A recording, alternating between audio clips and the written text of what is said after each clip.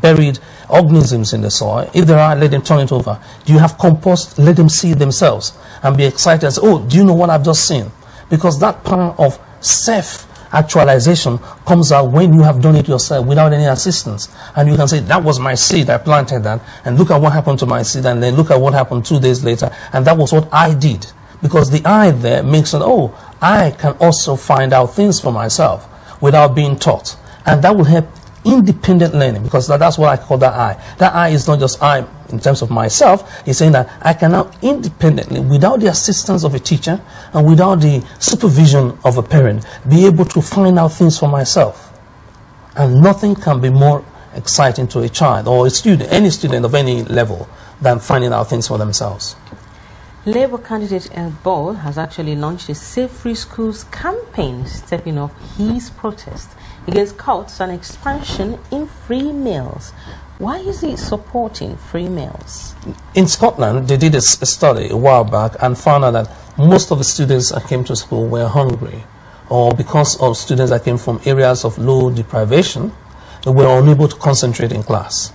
So the belief is that if you feed the child very well, the child is now settled in class and can listen and can participate in class activities and therefore learn and boost learning. And that's fine. That's in cases where they are hungry. But what Ed Bowles is saying here is that every child should be given free meals. Now, what educational studies have found that is that children that get free meals tend to do badly in school.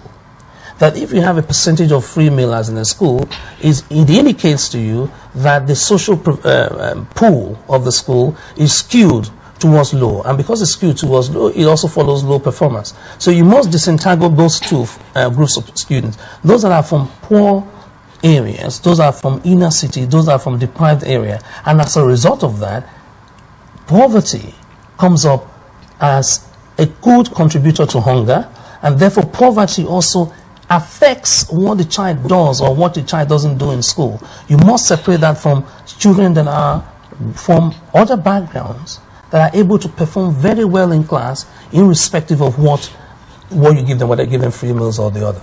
So if you give them free meals, you must see that as not just a label of social deprivation, as people have come to associate that with. To say, oh, how many percentage of free mealers that were able to get 5 A to C's or graduate from high school is traditionally lower than those that were not given free meals or those that were able to pay for their meals.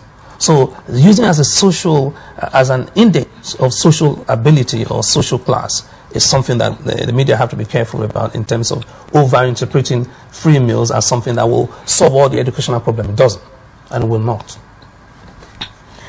Let's go over to sports. Okay. Now, there's going to be a school Olympics, and what is the purpose of that? It's interesting because everyone is looking up to 2012 for the Olympics and trying to speculate what will we do with the stadium we're building, what will we do with the expanded sporting facilities. And the idea has come up. This is done in most countries. The idea has come up for schools to be entered for a sporting competition on an annual basis, where all the schools, no matter what type of school you are, whether you're a selected school or a non-selected school, grammar school, are entered in for the competition. So you have inter-schools netball, you have inter-schools basketball, you have inter-school football, and then you have a trophy awarded to the school that comes top of the particular set of activity, and then a specific trophy to those schools that come overall in terms of performance. That will do something for every single school. That will wake up their PE department and know that PE department, which is a physical education, is not just an academic department, is a vibrant department that is able to compete. Because in countries where they've introduced inter-school sports, you see what has happened to the level of their Olympian standards has gone up, the number of people that then represent the country has also gone up, and the standards, above all, has improved. So if we're really keen on not just using the sporting facilities, but also improving sporting prowess of our boys and girls, then we must not ignore encouraging every school at every level. So you have a primary, which would be the junior sporting activities, and all the primary schools will come together. We have the boys section, we have the girls section. They'll come together and compete very aggressively so that they can really see that their sporting talents are developed in the hot crucible of competition. Then we have a secondary group coming again to compete, and again you see that the hidden talents that have been in children buried up in the PE, because the PE is not an academic, it's not just an academic subject. I've always argued for this, say that PE cannot be classified as an academic subject. It has the academic component, and it does have the practical component, and it's the practical component that will bring out the next generation of Olympic athletes, that will bring out the next generation of swimmers, cricket players, and badminton players. We cannot do but develop that which has been given to us in the children, which is going now undeveloped, is only appreciated in a few schools that are so-called specialist sports schools that have facilities enough for you to do swimming, for you to play cricket, for you to play netball, for you to play basketball.